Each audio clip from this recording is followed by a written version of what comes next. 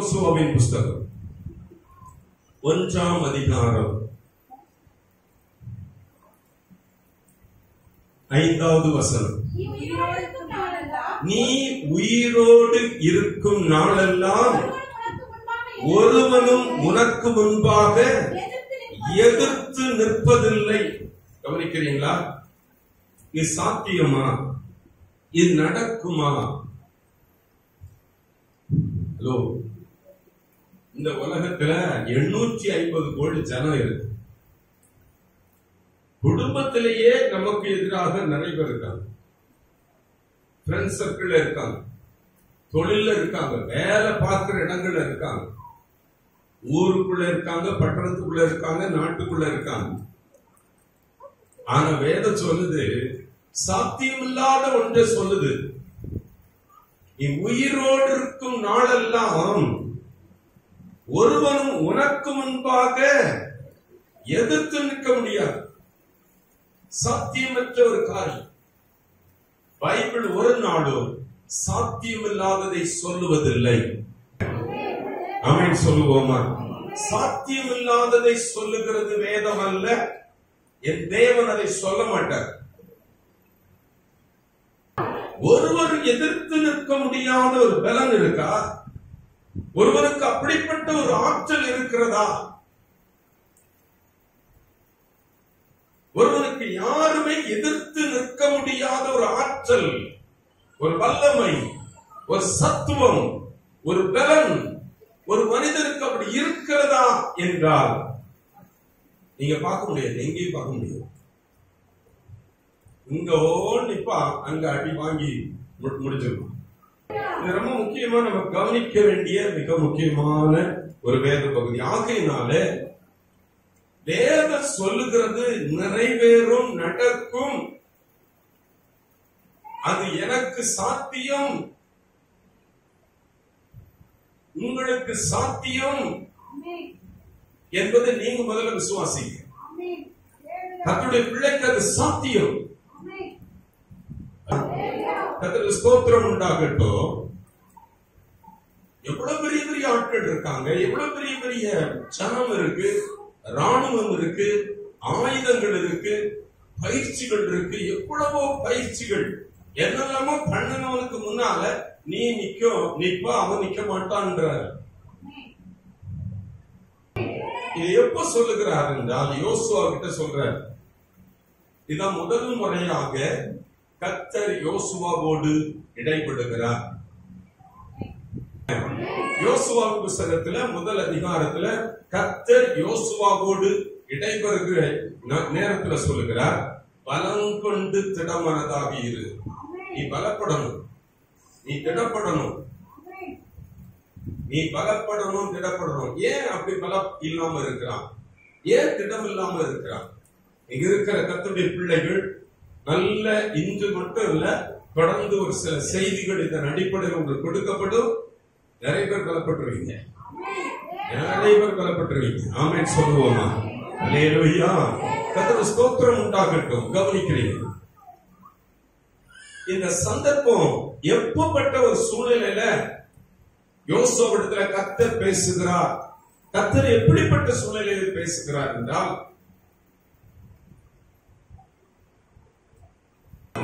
கர்த்தருக்கு ஸ்தோத்திரம் உண்டாகட்டும். இதுவரைக்கும் இஸ்ரவேல் ஜனங்கள் 30 லட்சம் ஜனங்கள், எகிப்தில் அடிமைகளாக இருந்த ஜனங்கள் விடுதலையாக்கப்பட்டு, வனாந்திரத்துல விடுதலையாக்கப்பட்டு, வழிநடத்தப்பட்டு, வனாந்திரத்துல கடந்து கானான் தேசத்துக்கு போயிட்டு இருக்காங்க. போயிட்டு இருந்த ஒரு தன்னிகரற்ற ஒரு தலைவர், ஒரு லீடர் மரித்து போகிறார், மரணம் அடைந்து போகிறார், செத்து போயிட்டார். தொடர்ந்து நடத்துவதற்கு லீடர், அந்த லீடர் இப்ப கலங்குறார், புலம்புறார், சத்தமா சொல்லுங்க, திகைக்கிறார். அல்லேலூயா. கர்த்தருக்கு ஸ்தோத்திரம். கவனிக்கிறீங்களா? என்ன பண்ணுவேன்? அவர் நடத்திட்டாரு, அவரு நடத்தி சொல்லிட்டார். பெரிய பொறுப்பு. யோசுவா திகைக்கிறார், கலங்குறார், குழம்புறாரு. எப்படி கூட்டி போக முடியும்? இந்த 30 லட்சம் ஜனங்கள் டீல் பண்றதே பெரிய விஷயம். எத்தனை பேருக்கு புருஷனை டீல் பண்ற கஷ்டமா இருக்கு?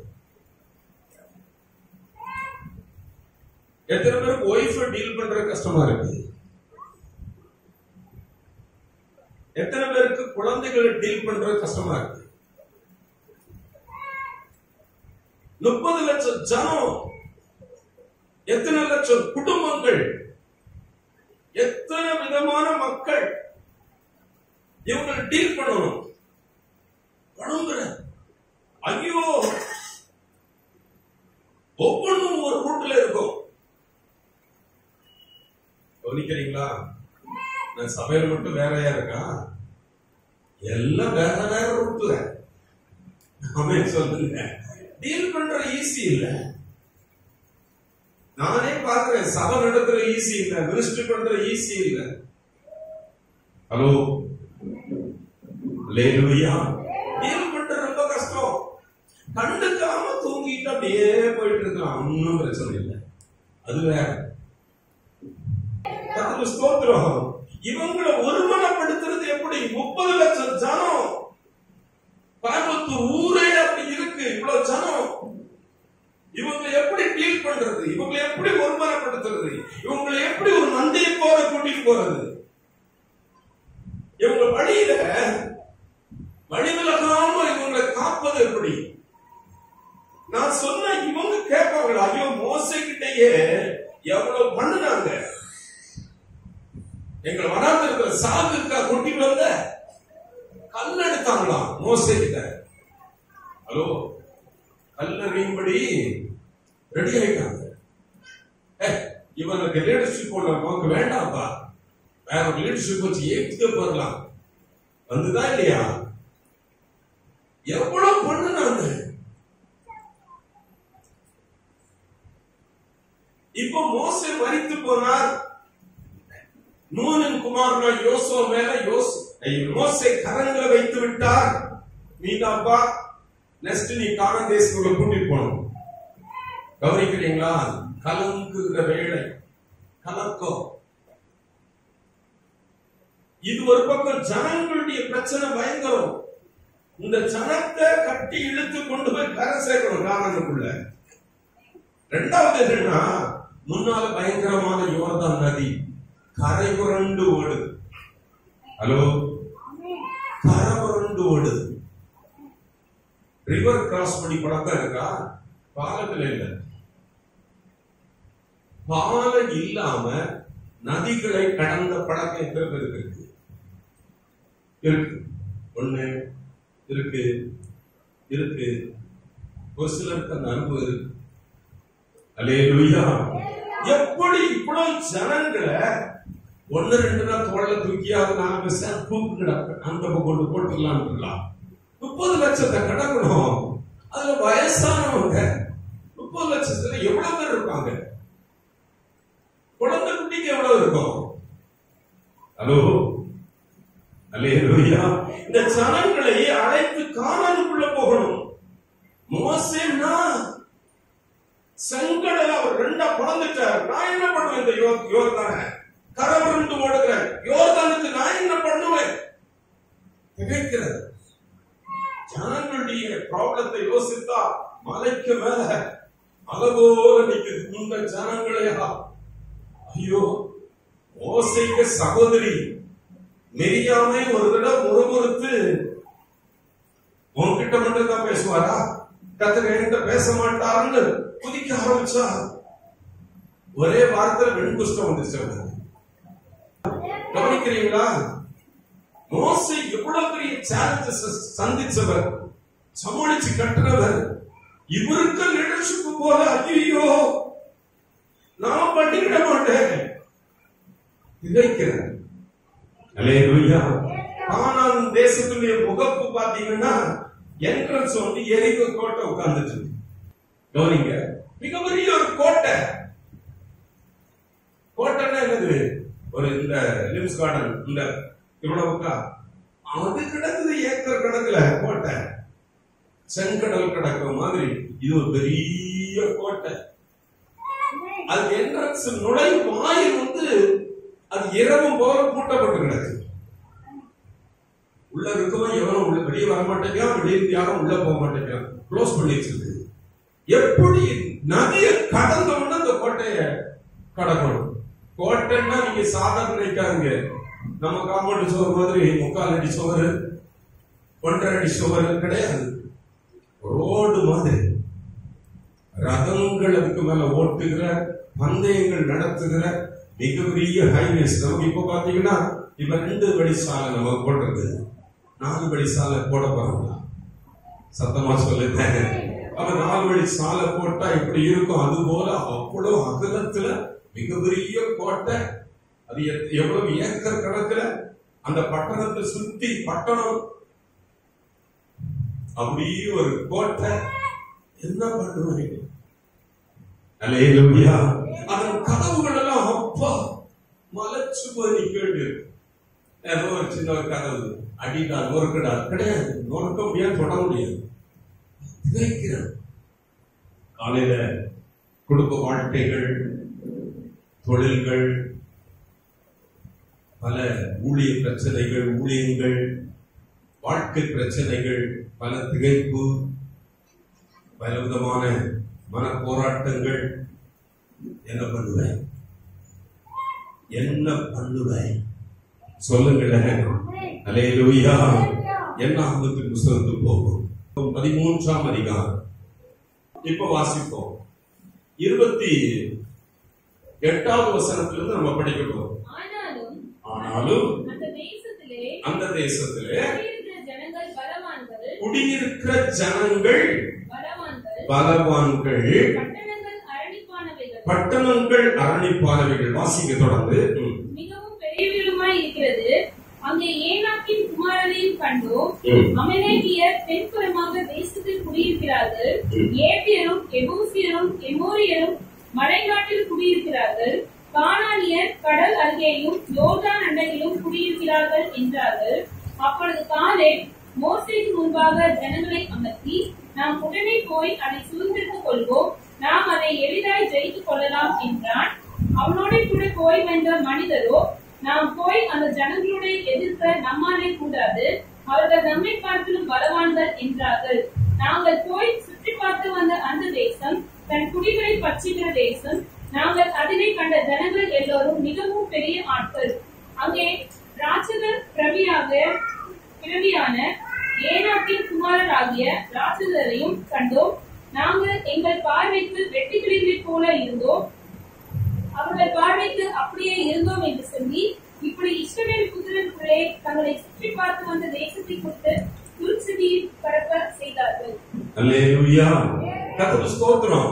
இங்க 7 விதமான மிகப்பெரிய ஜாதி ஜனம் இருக்காங்க. 30 ராஜாக்கள் இருக்காங்க. கானான் தேசத்துக்கு தான் போறாங்க. இதுதான் கர்த்தர் கொடுப்பேன்னு இருக்காரு. போறதுக்கு முன்னாடி இருக்க சேலஞ்சஸ், வாழ்க்கையில பலவிதமான சேலஞ்சஸ் முன்பாக நிற்கிற கர்த்தருடைய பிள்ளைகள் அறிய வேண்டிய, பலப்பட வேண்டிய, ஆற்றல் கொள்ள வேண்டிய, எழும்ப வேண்டிய, எதிர்த்து நிற்க வேண்டிய மிகப்பெரிய சத்தியம் இந்த செய்திக்குள் தொடர்ந்து வருது. ஆமென் சொல்லுங்க. அல்லேலூயா. வாழ்க்கை மேற்கொண்டதாகும், ஜெயம் எடுத்துதாகும், ஜெயித்துதாகணும். இங்க நீங்க பாத்தீங்கன்னா ஜனமே மிகப்பெரிய கூட்டி போக வேண்டிய ஜனம் பயங்கரமான பிரச்சனை. இவங்களை டீல் பண்ணி, இவங்களை சரி கட்டி, இவங்க இழுத்து கொண்டு போறது ஒரு பாடு. யோர்தான் நதி கரை புரண்டு ஓடுது, இது 2வது பாடு. 3வது எரிகோ மதில். முன்னால ஏதோ ஒரு சின்ன ஒரு காம்பவுண்ட் சுவர் போல, அப்படி இல்ல, ஒரு பெரிய பட்டணம். எரிகோ பட்டணத்திற்கு சுவர். அது எக்கச்சக்கமான கிலோமீட்டர் மைல் கணக்குல இருக்கு. இதுக்கு வாசல் பார்த்தா பெரிய வாசல் வச்சிருக்கான், கூட்டியே கிடக்கு. ஆமென் சொல்லுங்க. இந்த நிலைமையில யோசுவா நிக்கிற இந்த நேரம் இன்னும் சில சம்பவங்கள் சொல்லுது. அதுல ஜனங்கள் அங்க 30 ராஜா உள்ள இருக்காங்க. 30 ராஜாவுக்கு சண்டை போடணும். கவனிக்கிறீங்களா? அவங்கள மேற்கொள்ளணும், அந்த இடங்களை பிடிக்கணும். கர்த்தரத்தை தான் கொடுத்திருக்காங்க. இந்த ஜனங்கள் நம்மை பார்க்கலும் மிகவும் பலவான்களா இருந்தார்கள். பலத்தவங்க, ரொம்ப ஸ்ட்ராங் பர்சன்ஸ். கர்த்தருக்கு ஸ்தோத்திரம். இரண்டாவது, நீங்க என்னை படிச்ச வேத பகுதியை நீங்க திரும்ப படிங்க. ஏனோக்கின் குமாரர் அங்க இருக்கிறாங்க. இவங்க ராட்சச துறவிகள். எப்படியா? ஒவ்வொரு ராட்சசமா இருக்கான். கவனிக்கிறீங்களா? ராட்சச பிறவியான ஏனோக்கின் புத்திரர். அவ்வளவு ஹைட், அவ்வளவு வெயிட், அவங்க மாறி ஒவ்வொருத்தரும் கோலியாத்துகளா இருக்காங்க. அத்தனை பேர் நம்மால எதிர்க்க முடியாது, மிகப்பெரிய ஆட்கள். நாங்கள் எங்கள் பார்வைக்கு வெட்டுக்கிளிகளை போல இருந்தோம். அரணிப்பான பட்டணங்கள் மிகவும் பெரியவைகள். இப்படி பார்த்தா நெடிய மக்கள் எல்லாம் நின்றுட்டு அப்படி நிக்கிறாங்க. நாங்க ஒரு வெட்டுக்கிளி எப்படி இருக்கோம், அது மாதிரி இருந்தோம். ஹலோ, ஊருக்குள்ள வாழ்க்கை நடத்துகிற எல்கைகளுக்குள்ள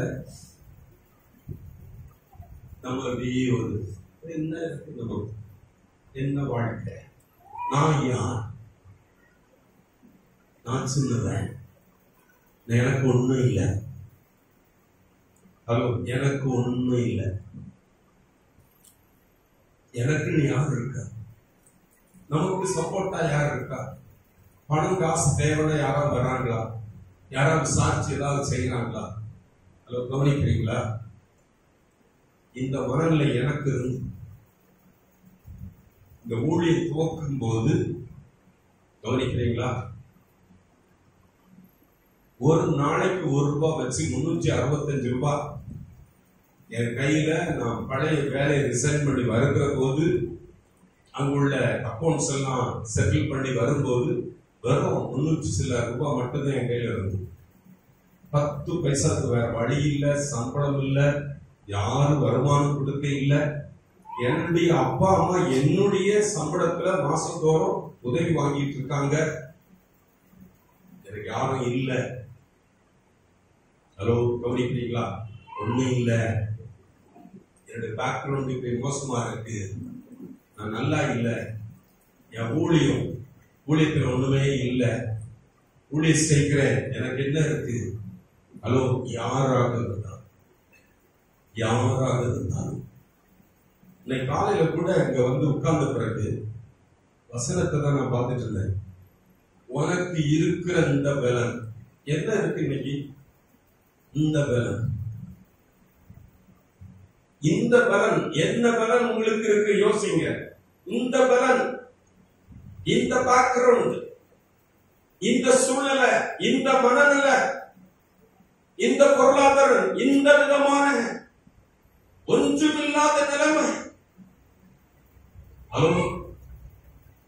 தொழிலும் சரியா இல்லை, வேலை சரியா இல்லை, சுகம் சரியா இல்லை, எனக்கு எதுவுமே நல்லா இல்லைன்னு சொல்கிற இந்த பலன், உனக்கு இருக்கிற இந்த பலன், இதோட போ, உன்னை அனுப்புகிறவன் நான். கர்த்தருடைய வார்த்தைக்கு எவ்வளவு பெரிய காரியம் நடக்க போகுது என்பதை நீங்க பார்க்க போறீங்க. சத்தமா சொல்லுங்க. ஸ்தோத்திரம் உண்டாகட்டும். நல்ல கவனிங்க. இது யோசுவாவுக்கு பயங்கரமான ஒரு சேலஞ்ச். தனி நபரா நின்று கிடுன்னு ஆடுறான், திகைக்கிறான், கலங்குறான். என்ன பண்ணுவேன், என்ன பண்ணுவேன், கதறான். கர்த்தர் இடைப்பட வேண்டி வந்துச்சு. ஸ்தோத்திரம். பாருங்க, கர்த்தருடைய தாசனாய் மோசேக்கு அது ரொம்ப ஈஸி. நிறைய பேருக்கு அது சில விஷயம் ஈஸியா இருக்கும், நிறைய பேருக்கு அது ஈஸியா இருக்கும். ஆனா எனக்கு அது கஷ்டம், எனக்கு அது கஷ்டம். எல்லாருக்கும் நடக்குது எனக்கு நடக்கும் அப்படி இல்ல. அது நம்ம வேற விதமா பார்க்க போறோம். கர்த்தர் மோசேயை பாத்தீங்கன்னா தாய் வயிற்றிலே தெரிந்து கொள்கிறார். அதற்குன்னே பிரத்யேகமா தெரிந்து கொள்கிறார்.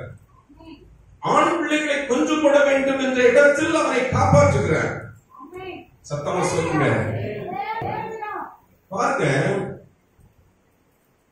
எதிர்க்கிற ராஜ அரண்மனை எவனை கொல்லணும்னு சொல்லுதோ அதே அரண்மனையில மோசே வளர்க்கப்படுகிறார். சொல்லுங்க. கர்த்தர் முச்சடியில் அவனுக்கு தரிசனமாகிறார், கூப்பிடுகிறார். மோசே பார்வோனோடு அனுப்பப்படுகிறார். இதெல்லாம் நான் லேசா சொல்றேன், இதெல்லாம் புரியணும். மோசே யாரு, அவர் எப்படி இவ்வளவு பெரிய காரியங்கள் செய்து வந்தார், அவருக்கு ஓகே எனக்கு எப்படி? அல்லேலூயா. மோசேயை பயன்படுத்தி கடினமான பார்வோனை என்ன செய்யறாரு? திருப்புறார். கர்த்தர் மோசேயை பயன்படுத்தி 10 வாதைகளை அனுப்பி பாடம் படிக்க வைக்கிறார். 30 லட்சம் ஜனங்களை விடுதலையாக்கி கானான் தேசத்தினர் நடத்துகிறார். இவன் எதிர்த்த செங்கடலை 2ஆ பிளக்கிறார். கசப்பான தண்ணீரை மதுரமாக மாற்றுகிறார். தேவர்கள் உண்ணுகிற உணவை ஜனங்களுக்கு டெய்லி சப்ளை பண்ண வைக்கிறார். சத்தமா சொல்லுங்க. கடற்கரை காணாம கொண்டு வந்து சேர்க்கிறார். கர்த்தரை முகமுகமாய் சந்திக்கிறார். அவர் எவ்வளவு பெரிய மனுஷன். கர்த்தருக்கு ஸ்தோத்திரம். நான் ஏமாத்தணும், என் வீடு எப்படி, நான் எப்படி, எனக்கு எப்படி நடக்கும், எனக்கு யார் இருக்கா, எனக்கு யார் இருக்கிறா, எனக்கு எப்படி நடக்கும் அப்படின்னு சொல்லுவோம். அல்லேலூயா. ஸ்தோத்திரம் உண்டாகட்டும். இந்த இஸ்ரவேல் ஜனங்கள் யாருன்னா 400 வருஷம் அடிமைகளாக வாழ்க்கை நடத்தினவங்க. ஒரு ஆயுதம் அவங்க பார்த்து செய்து அதை பயிற்சி எடுத்ததை கிடையாது. ஆயுதம் பயன்படுத்திய பழக்கம் இல்லை. சொல்லுங்களேன். எதிலும் எதிர்க்க முடியாதவங்க, எதிர்த்து பேச முடியாது. ஏன்னா ஓனர்ஷிப் வேற. நான் அடிமை நிக்கணும். நான் சின்ன வயதுல எங்க ஊர்ல கவனிக்கிறீங்களா, பல இயக்கங்கள் எல்லாம், சமுதாய புரட்சிக்கு இயக்கங்கள் எல்லாம் நின்று போராடி இருக்கிறது என்பதை புத்தகங்கள் வழியா படிச்சிருக்கேன். எங்க அப்பா அம்மா வழியா படிச்சு கேட்டிருக்கிறேன். கவனிக்கிறீங்களா? கை கட்டி நிற்பாங்க. ஒரு ஜனம் போகுதுன்னா கை ஏந்தி இப்படி இருப்பாங்க. அடிமைகள், உரிமை மறுக்கப்பட்டவர்கள், அயராமல் உழைத்தாலும் சாப்பாடு என்பது அறவைத்து கஞ்சி அண்ட குடிசை, அவ்வளவுதான். இவங்களுக்கு ஒழுங்க தொழில் நிலங்கள் இப்படி எல்லாம் இல்லாம எல்லாம் இழந்து நிக்கிறவங்க. விடுதலை ஆகும் போது வீட்டை இருந்த நிலங்களை எல்லாம் விட்டுட்டு புறப்படுறாங்க. யோசிச்சு பாருங்க. வாடகை வீடு வச்சிருக்கவங்க எத்தனை பேருக்கு தெரியும்? வாடகை வீட்டுல இருந்து இந்த வீட்டுல இருந்து அந்த வீடு போனவங்களுக்கு தெரியும். எனக்கு இருக்கு பணம். கவனிக்கிறீங்களா? இன்னொரு வேலையில இருந்து வெளியே வரும்போது எனக்கு இருந்த 2 சூட்கேஸ், 2 பேக், 5 துணிமணி, மற்றபடி எல்லாம் நான் படித்த, நான் உருவாக்கின புத்தகங்கள் பெட்டி பெட்டி பெட்டி பெட்டி அட்டை பெட்டியா ஏகப்பட்டது. கவனிக்கிறீங்களா? நான் படித்த புத்தகங்கள் இதெல்லாம் இழுக்குவாங்க. வாடகை வீட்டுக்கு போறவங்க எத்தனை பேருக்கு ஒரு பீரோ இருக்கும், 4 இடம் மாத்தினதுல 4 குடுக்கு பிடிக்கும், ஃப்ரிட்ஜ் அப்படி குழந்தை நிற்கும். கவனிக்கிறீங்களா? ஹலோ, வாடகை வீட்டுக்கு மாறி மாறி போறவங்களுக்கு தெரியும். கவனிக்கிறீங்களா? இந்த மாதிரி தான் இவங்க புறப்பட்டு போறாங்க. அந்த பெட்டி படுக்கைகளெல்லாம் தூக்கிக்கிட்டு, குழந்தை குட்டிகளை சுமந்துக்கிட்டு, வயசானவங்களை குடிச்சுக்கிட்டு, 5-6 பாத்திரம் மட்டங்கள் எல்லாம் புறக்கிக்கிட்டு, ஒரு ஆயுதம் இல்லை. ஆனா அங்க நிக்கிறவர் பலத்த 7 சாதி சனம் 30 ராஜாக்களும் படைகளும் ராணுவங்களும் குதிரைகளும் வீரர்களுமா இருக்காங்க. அல்லேலூயா. அதுக்கு ஸ்தோத்திரம் உண்டாகட்டும். எல்லா பெண்களும் குழந்தைகளும் என்ன பண்றது? ஒரு பலனோ ஒரு சிச்சுவேஷனோ ஒரு காரியமோ இல்லை. என்ன செய்த? நான் மாத்திரம். அல்லேலூயா. நானும் என் வீடும் ஓயாமல் நன்றி சொல்வோம். நானும் என் வீடும் ஓயாமல் நன்றி சொல்வோம். ஒரு கண் போல காத்தீரே நன்றி, என்னை சிதையாமல் சுமந்தீரே நன்றி. ஒரு கண் போல காத்தீரே நன்றி, என்னை சிதையாமல் சுமந்தீரே நன்றி. எபினேசரே, எபினேசரே, என்னை சுமந்தவரே. எபினேசரே, எபினேசரே, நினைவாய் இருப்பவரே. நன்றி, நன்றி, நன்றி. ஆமென். சுமந்தீரே நன்றி, நன்றி, நன்றி, நன்றி. கர்ப்போல சுமந்தீரே நன்றி. கடந்து வந்த பாதை அப்படி இருக்கு. இன்னைக்கு காலையில கலக்கத்தோடு இருக்கிறீங்க, தயக்கத்தோடு இருக்கீங்க. கவலை, கண்ணீர், மனபாரங்கள், மனக்குமரல்கள் ஏராளம் நிரம்பி இருக்கிற உங்களுக்கு தேவனுடைய வார்த்தை எந்த சூழலிலிருந்து வந்திருந்தாலும் கர்த்தர் உங்களோடு பேசுகிறார். ஆமென் சொல்லுவோமா? அல்லேலூயா. இன்று சரியாக பதில் செய்கிறவர் உங்கள் நடுவில் இருக்கிறார். விசுவாசிக்க. ஆமென் சொல்லுவோமா? அல்லேலூயா. இந்த சந்தர்ப்பம் எல்லாம் நீங்க பாத்தீங்கன்னா யோசுவா 1ஆம் அதிகாரம் 1-2 வசனங்களை படிக்கும்.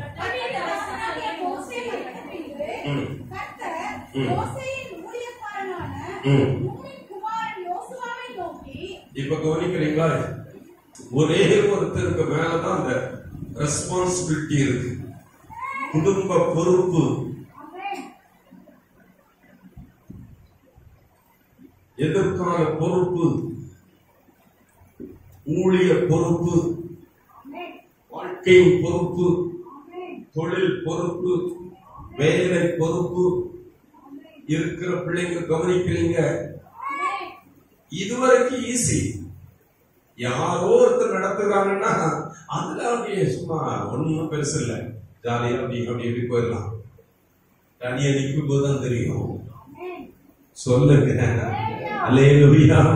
தனியா நிற்கும் போது தெரியும். அதான் சொல்லுது. மோசே, கர்த்தருடைய தாசனாகிய மோசே மரித்த பின்பு கர்த்தர் பேசுறார்.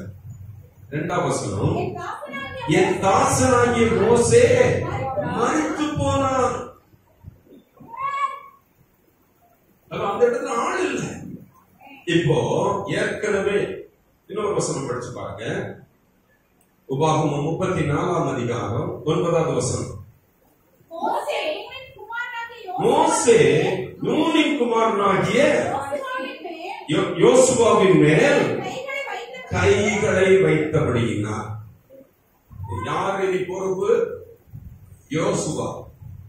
நூனின் குமாரனாகிய யோசுவாவின் மேல் மோசே கைகளை வைத்ததினால் பொறுப்பு, ரெஸ்பான்சிபிள். என் குடும்பத்தை நடத்த வேண்டிய பொறுப்புணர்வு, என் வாழ்க்கையை கொண்டு போக வேண்டிய பொறுப்புணர்வு, தொழில் கொண்டு போக வேண்டிய பொறுப்பு, வருமானங்களை உருவாக்க வேண்டிய பொறுப்பு, ஊழியங்களை நடத்த வேண்டிய பொறுப்பு. உருவாக்க வேண்டிய பொறுப்பு. அல்லேலூயா. கவனிக்கிறீங்களா? யோசுவாவுக்கு கொடுக்கப்பட்டது. அப்பதான் இப்போது கர்த்தர் சொல்றார், நீயும் இந்த ஜனங்கள் எல்லாரும் எழுந்து இந்த யோர்தானை கடந்து இஸ்ரவேல் புத்திரருக்கு நான் கொடுக்கும் தேசத்துக்கு போங்க. நான் கொடுக்கிற தேசத்துக்கு போங்க. ஹலோ, கொடுக்கிற தேசத்தை பற்றி தான் இவர் புரண்டு நிற்கிறார். திகச்சு போய் ஒரு மாதிரி குழம்பி போய் நிற்கிறார். கண்ணீரோடு இருக்கிறார். ராத்திரி கண்ணீர், பகல்ல கண்ணீர், நினைக்கும் போதெல்லாம் கண்ணீர், வேதனை. என்ன பண்ணுவேன், என்ன பண்ணுவேன், என்ன பண்ணணும், என்ன பண்ணணும். இந்த நியூ லைஃப் உனக்கு வச்சிருக்கேன். ஆனா அதுக்கு முன்னால சேலஞ்சஸ் இருக்கு நிறைய. அதுக்கு நீ என்ன பண்ணணும்? 3 முதல் 6 வசனங்களை படிப்போம். மோசேக்கு சொன்னபடியே உங்கள் காலடி மிதிக்கும் எவ்விடத்தையும் உங்களுக்கு கொடுத்தேன். நான் மோசேக்கு ஏற்கனவே சொன்னது படி நீ கால் மிதிக்கிற எல்லா இடத்தையும் உனக்கு கொடுக்கிறேன். கவனிக்கிறீங்களா? the best life கொடுக்கிறவர் கர்த்தர். சுகம் கொடுக்கிறவர் கர்த்தர். மருந்து மாத்திரம் இல்ல. ஹலோ, மருந்து மாத்திரம் சப்போர்ட்டாக இருந்திருக்கலாம். சுகம் கொடுக்கிறவர் கர்த்தர். சமாதானம் கொடுக்கிறவர் கர்த்தர். விடுதலை கொடுப்பவர் கர்த்தர். வழி உண்டாக்குகிறவர் கர்த்தர். நான் மோசேக்கு சொன்னபடியே உன் காலடி மிதிக்கிற எவ்விடத்தையும் உனக்கு கொடுத்தேன். வாசிங்க.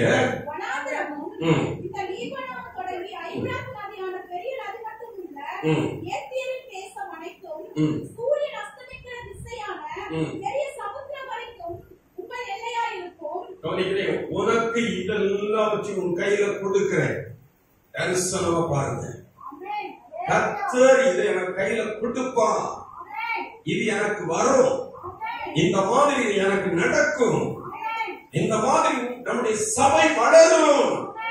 இந்த மாதிரி ஊழியம் வளரும். எத்தனை பேர் கண்கள் அவனால இருக்கு? தரிசனமா பாருங்க. கொடுத்துட்டேன். இது நடக்கும். இது செய்யப்படும். இது கட்டப்படும். இந்த தொழில் இப்படி வரும். அப்படியே உறங்கி இருக்கிறது இல்ல. அப்படியே தூங்கிட்டே இருக்கிறது இல்ல தொழில். ஹலோ, அப்படியே ஒரு மாதிரி போயிட்டு இருக்குதான் ஊழியம் இல்லை. அப்படியே தான் வேலைக்கு போயிட்டு காசு, பணம், கடன், அதுல இதுல இப்படித்தான் வாழ்க்கை இல்லை என்று கர்த்தர் சொல்லுகிறார். உனக்கு இவைகளை வைத்திருக்கிறேன் என்று நீ பார். இதெல்லாம் உன்னுடையது. இந்த மாதிரி நீ வர வேண்டும் என்பது என்னுடைய ஆர்வம். நீ இப்படி சுகமாய் இருக்க வேண்டும். உன் பிள்ளைகள் இப்படி வர வேண்டும். சத்தமா சொல்லுங்க. அல்லேலூயா. இப்ப வாசிங்க. இப்ப சொல்ற இதெல்லாம் உன் கையில கொடுக்க போறேன். நீ நிறைய குழம்பிட்டு இருக்க. உனக்கு சொல்றேன், நீ உயிரோடு இருக்க நாளெல்லாம் ஒருவரும் உனக்கு முன்பாக எதிர்த்து நிற்பதில்லை. ஒரு தாய், ஒரு தகப்பன், ஒரு வாலிபன், ஒரு வாலிப பிள்ளை, ஒரு ஊழியக்காரன், ஒரு ஊழியக்காரி, ஒரு குழந்தை எடுத்துக்கொள்ள வேண்டிய மிக முக்கியமான சத்தியம். உயிரோடு இருக்கும் நாளெல்லாம் ஒருவரும் உனக்கு முன்பாக நிற்கவே மாட்டான். முடியுமா? சாத்தியமா? சாத்தியமா? அதுக்கு என்ன செய்யணும்? நல்லா போய் கராத்தே படிச்சு. ஹலோ, கவனிக்கிறீங்களா? அந்த வேதம் சொல்லுது, வேதம் சொல்லுது, நீ உயிரோடு இருக்கிற, உயிர் இருக்கிற நாள் வரைக்கும் உன்னை ஒருத்தனை எடுத்து நிற்க மாட்டான். அது எப்படி நடக்கும் என்பதை படிக்கணும். அது எப்படி நடக்கும்? அல்லேலூயா. ஒரு வெற்றி வாழ்க்கை இதுக்குள்ள வச்சிருக்கேன். நான் உன் கூட இருப்பேன். நான் உன்னை விலகுறது இல்ல, உன்னை கைவிடுகிறது இல்ல. மிக அற்புதமான வாக்கு தத்துவம். இதை நம்ம எல்லாம் பிரேயர் நம்ம சொல்லி சொல்லி ஜோமணும். கவனிக்கிறீங்களா? நான் மோசையோடு கூட இருந்தது போல உன்னோடு கூட இருப்பேன், நான் உன்னை விட்டு விலகுவதில்லை, உன்னை கைவிடுவதில்லை.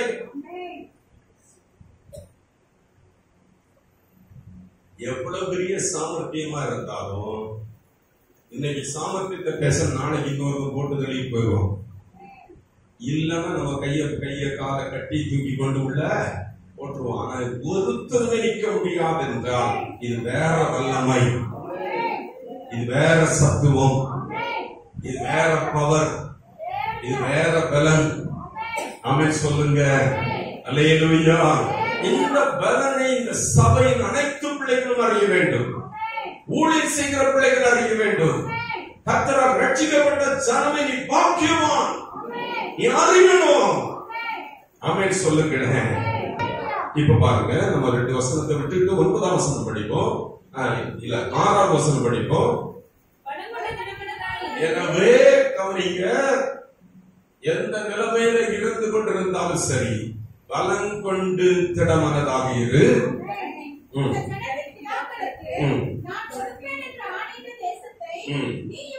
நீ தான் பங்கிட போற, வேற யாரும் இல்ல.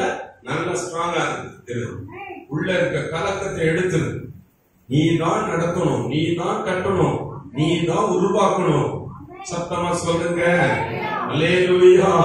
நீ தான் பலம் கொண்டு திடமனதாக இரு. ஆமென். அல்லேலூயா. கர்த்தருக்கு ஸ்தோத்திரம். இந்த 7, 8 விட்டு படிப்போம். 9. நான் உனக்கு கட்டளையிடவில்லையா? பலம் கொண்டு திடமனதாக இரு, திகையாதே, கலங்காதே.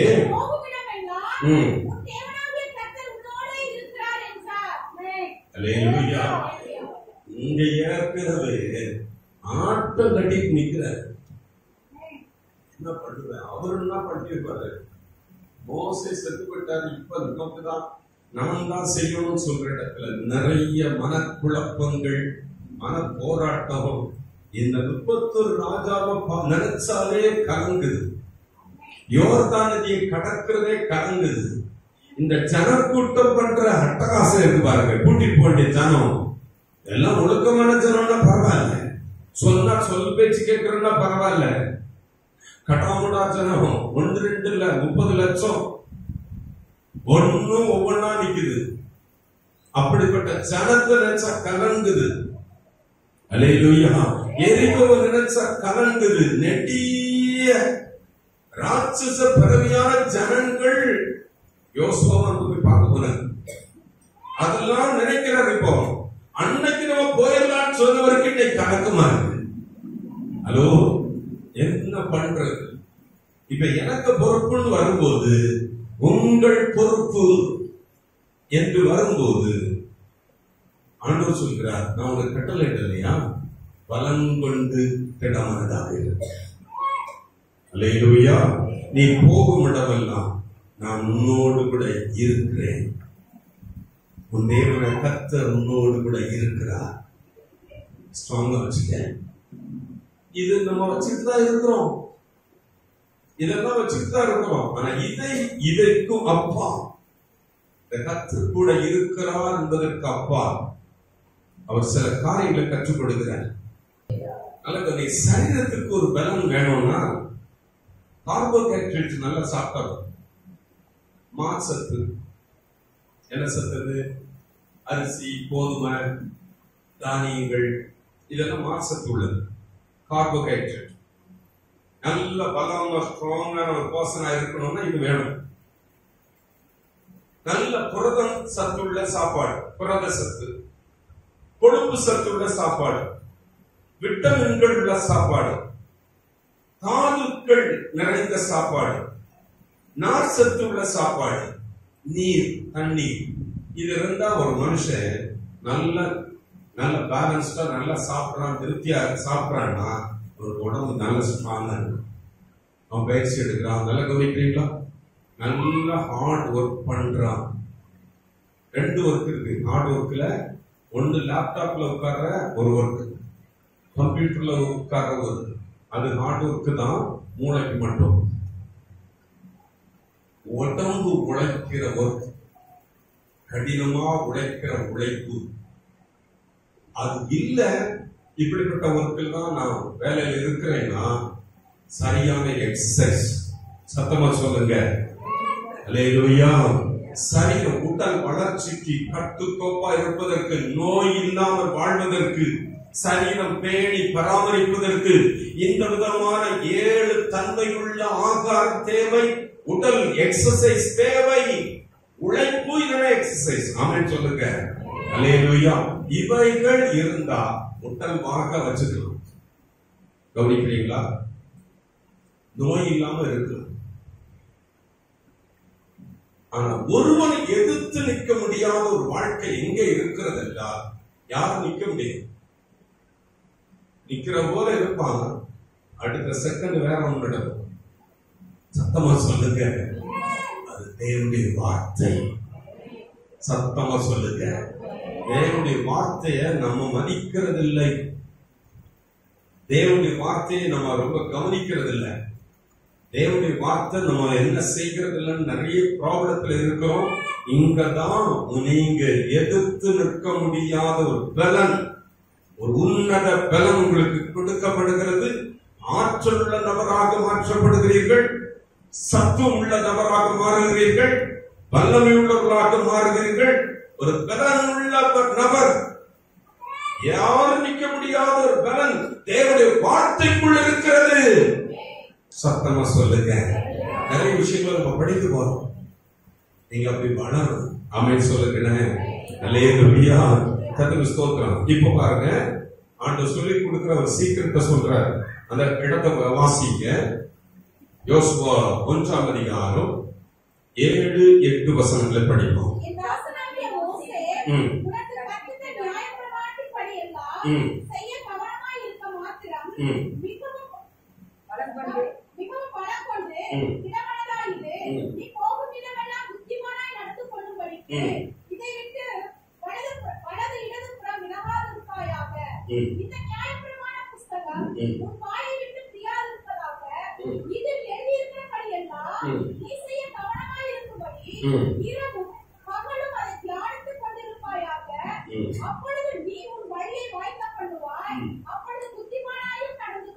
கவனிக்கிறீங்களா?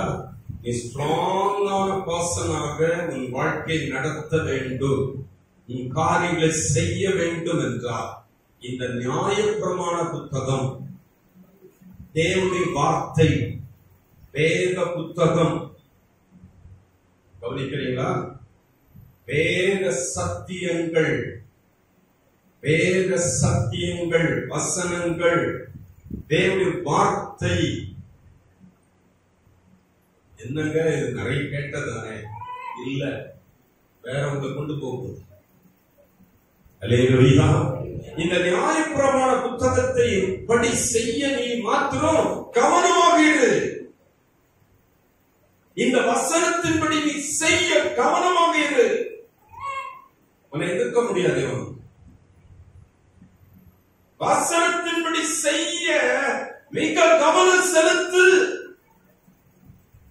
எதிர்க்க முடியாத ஒரு வல்லமைக்குள்ளாக நீ வழிநடத்தப்படுகிற. செய்ய கவனமா இருக்க மாத்திரம் மிகவும் பலம் கொண்டு திடமானதாக இருக்கு. இந்த வசனத்தின்படிதான் செய்யணும், இதன்படிதான் நடக்கணும் என்று கவனம் செலுத்து என்று கர்த்தர் அழைக்கிறார். 2வது வாசிங்க திரும்ப. அதை விட்டு வலதுபுறம் இடதுபுறம் சாயாத. வலதுபுறம் இடதுபுறம் சாயலுக்கு 1000 காரணங்கள் இருக்கும். இந்த காரணங்கள் அந்த பக்கம் சாய, இந்த பக்கம் சாய, அந்த ரூட்டு போட, இந்த ரூட்டு போட, 1000 காரணங்கள் இருந்தாலும் நீ சாய இடம் கொடுக்காத. 2வது பாயிண்ட், கவனம் செலுத்து. இதன்படி செய்யணும். யார் ஸ்ட்ராங் பர்சன்? இதன்படி செய்யணும், வசனத்தின்படி செய்யணும். அந்த காலத்துல, யோசுவா காலத்துல இந்த 5 ஆகமங்கள் மட்டும்தான். அதனால நியாயப்பிரமாண புத்தகம் சொல்லப்படுது. கவனிக்கிறீங்களா? கவனிக்கிறீங்களா? இன்னைக்கு நமக்கு முழு பைபிள் இருக்கு. பழைய ஏற்பாடு இருக்கு, புதிய ஏற்பாடு இருக்கு. சத்தமா சொல்லுங்க. வேதத்துக்கு இவ்வளவு மகத்துவம் இருக்கா? வேத புத்தகத்தின் வார்த்தைக்கு இவ்வளவு வல்லமை இருக்கிறதா? வேத வசனத்திற்கு இவ்வளவு பெரிய மகத்துவம் உள்ள இருக்கிறதா? இதற்குள் இவ்வளவு ஆழங்கள் இருக்கிறதா? ஒரு மனிதனை சாப்பாடு சரீரத்தை தூக்கி விட்டுறோம். ஒரு மனுஷனை ஆவி ஆத்மாவை தூக்கி நிறுத்துவது எது? எவரும் எதிர்த்து நிற்க முடியாத வல்லமை கொடுப்பது எது? சத்தியம், வேத வார்த்தை. சத்தமா சொல்லுங்க. அல்லேலூயா. ஆகையினால் அதை விட்டு நீ வலதுபுறம் இடதுபுறம் எந்த காலம் கொண்டு சாயாத சபையே.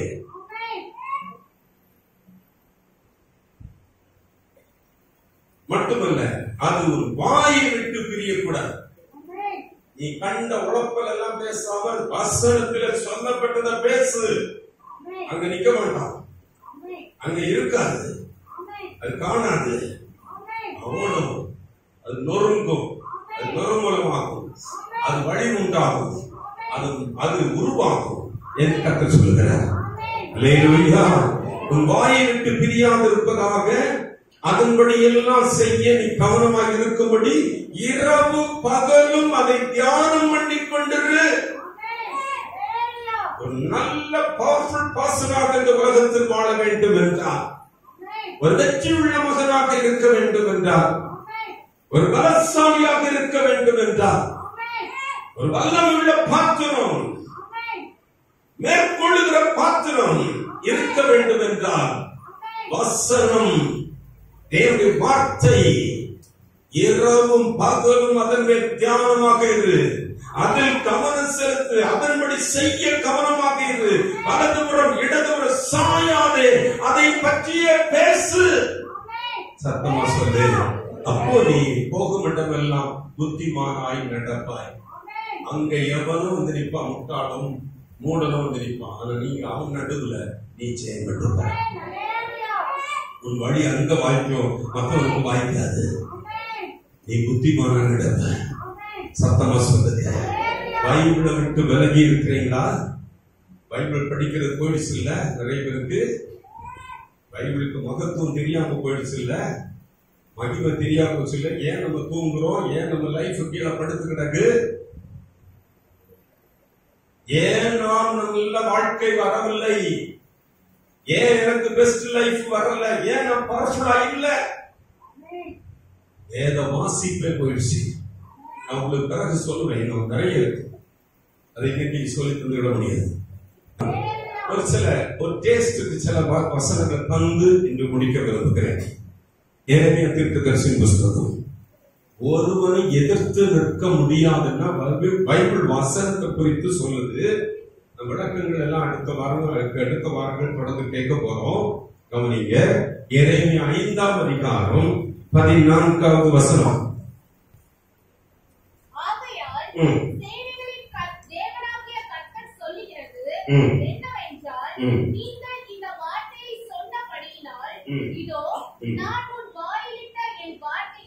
கவனிக்கிறீங்களா? இந்த வாயை விட்டு பிரியக்கூடாது. நல்ல தியானம் பண்ணி உள்ள நிலைநாட்டப்பட்ட எனக்குரிய அந்த சத்தியம் என்று உள்ள பிடித்துக் கொண்ட ஒரு சத்தியம். உன் வாயிலிட்ட என் வார்த்தைகளை அக்கினி. உன் வாயில போடப்பட்டிருக்கிற அந்த வார்த்தை அக்கினி மட்டும் இல்ல, இந்த ஜனத்தை விறகாக்குவேன். முன்னால நிற்கிறவன், எதிர்த்து நிற்கிறவன், போராட்டத்துக்கு நிற்கிறவன், காரியங்களுக்கு தடையாக இருக்கிறவன், ஊழியர்களுக்கு எதிராக நிற்கிறவன், தேவனுடைய பிள்ளைக்கு விரோதமான காரியங்கள் நிற்கிறவன், இந்த உள்ள இருக்கிற வார்த்தை, உன் வார்த்தை, நீ ஆண்டுடைய வார்த்தையை உள்ள வச்சிருக்க பாரு. இந்த வார்த்தை இவர்களை பட்சிக்கும். நிறைய பார்த்து எத்தனை பேருக்கு தெரியும்? இந்த வார்த்தை உள்ள சரியா உள்ள வச்சிருந்தா நிறைய விஷயங்கள் நடக்கும். நிறைய விஷயங்கள் நடக்கும். உள்ள வசனம் இல்லாதவங்க தான் பாபா பாபா பாபான்னு நடக்கிறாங்க.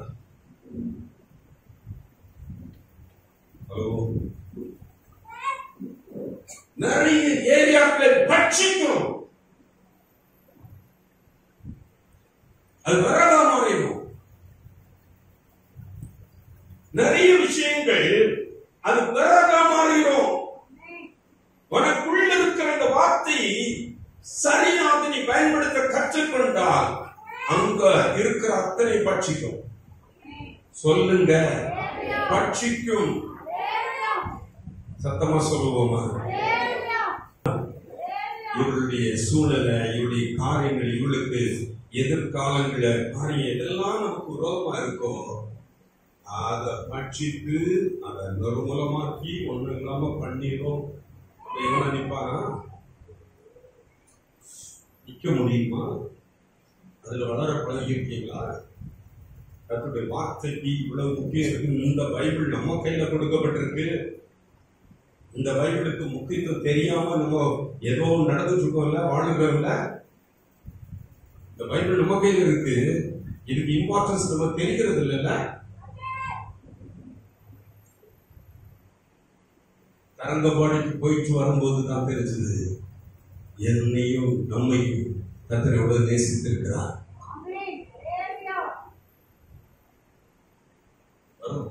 சொல்லுவோம், தரங்கம்பாடியுடைய சிறப்புகள் நமக்கு சொல்லப்படும். அல்லேலூயா. சொல்லுவோம். கவனிக்கிறீங்களா? இந்த வார்த்தை ஒரு மனுஷனுக்குள்ள இருக்குன்னா அது மற்றவர்களை பட்சிக்கக்கூடிய சூழலை பட்சிக்கும், எதிரான கிரியைகளை பட்சிக்கும், எதிரான வல்லமைகளை பட்சிக்கக்கூடிய ஆற்றல் உள்ளது தேவனுடைய வார்த்தையை கர்த்தர் வைத்திருக்கிறார். சத்தமா சொல்லுங்க. அல்லேலூயா. அப்படியான அந்த வசனத்தை தியானிக்கிறது, படிக்கிறது போயிடுச்சா? அவங்களை விட்டு காலையில படிக்கிறது போச்சா? சாயங்காலம் படிக்கிறது போயிடுச்சா? அதை பற்றி கொள்ளுகிறது போயிடுச்சா? பாருங்க. அப்புறம் உங்களுக்கு இன்னும் நிறைய கொண்டு வந்து இன்னைக்கு நம்ம நேரம் குறைவா இருக்கிற முடிக்க போறோம். எசேக்கியேல் 37ஆம் அதிகாரம்.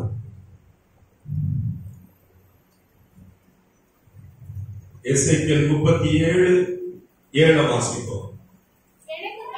4வது வசனத்தை படிக்கும் முதல்ல.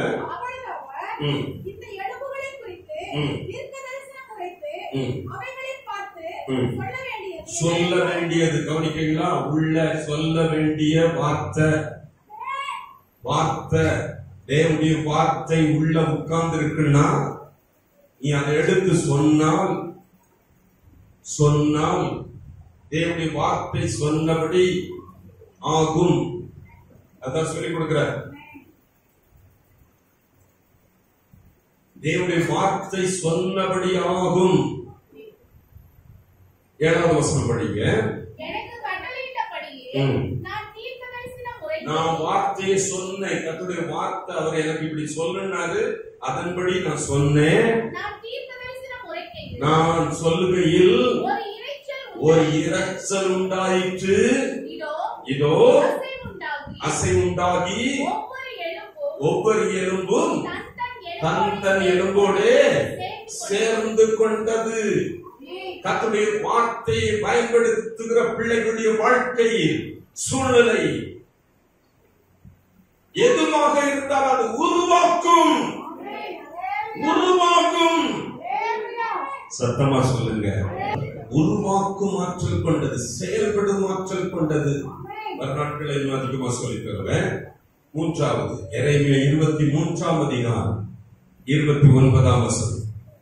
எரேமியா 23:29 வாசிப்போமா? என் வார்த்தை அக்னியை போலும், அக்னி நம்ம பார்த்து கண்மலையை நொறுக்கும் சம்மட்டியை போலவும் இருக்கிறது. கர்த்தருடைய வார்த்தையை உள்ள வச்சு சரியா தியானித்து நிற்கிற ஒரு மனுஷன் எவ்வளவு பெரிய செயல் திட்டங்கள் இருந்தாலும், பிரச்சனைகள் இருந்தாலும், மலைகளாக இருந்தாலும், செங்கடலாக இருந்தாலும், எரிகோவாக இருந்தாலும் அதை உடைத்து நொறுக்கக்கூடிய வல்லமை உள்ள ஆற்றல் உள்ள தேவனுடைய வார்த்தை உடைக்கும், சம்மட்டியா அடிக்கும். ஹலோ, பவர் அங்க இருக்கு. தேவனுடைய வார்த்தையில பயன்படுத்தி பழகி பாருங்க, வாழ்க்கை வந்துடும். ஊழியர்கள் வந்துடும், குடும்பங்கள் வந்துடும், தொழில்கள் வந்துடும். ஹலோ, சம்மட்டி எங்க உடைக்கணும் அங்க உடைச்சிடும், எங்க நொறுக்கணும் எழுதி நிற்கிறத அடிச்சு நொறுக்கி தூள் தூளாக்கக்கூடிய வல்லமை கர்த்தருடைய வார்த்தையில் இருக்கிறது. அது சம்மட்டி. சொல்லுங்க அல்லேலூயா. எபிரேயர் 4ஆம் அதிகாரம் ஒரு வசனம் படிச்சுட்டு நம்ம முடிப்போம். 4ஆம் அதிகாரம் 12வது வசனம். தேவனுடைய வார்த்தையானது ஜீவன், அதுல உயிர் இருக்கு. தேவனுடைய வார்த்தை உலகத்திலே எத்தனை புத்தகங்களுடைய வார்த்தைகள் இருந்தாலும் எழுதப்பட்டிருந்தாலும் அதற்கு உயிர் கிடையாது. இதற்குள் ஜீவன் இருக்கிறது. தேவனுடைய வார்த்தையில் அது செயல்படும். தேவனுடைய வார்த்தை யாருக்குள் இருக்கிறதோ அது செயல்படும். அது ஜீவனாய் இருக்கிறது, வல்லமை உள்ளதாக இருக்கு.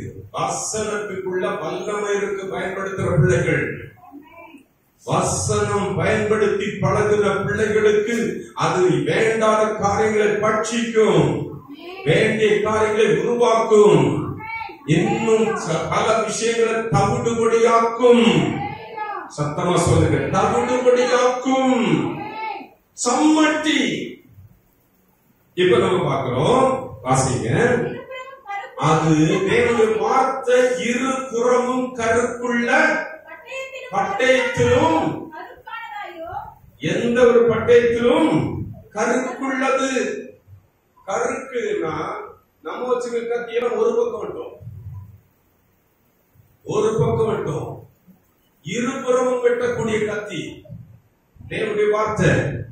எந்த பட்டயத்திலும், இந்த உலகத்தில் எந்த ஒரு பட்டயமும் அப்படிப்பட்ட இணையான பட்டயம் இல்லை.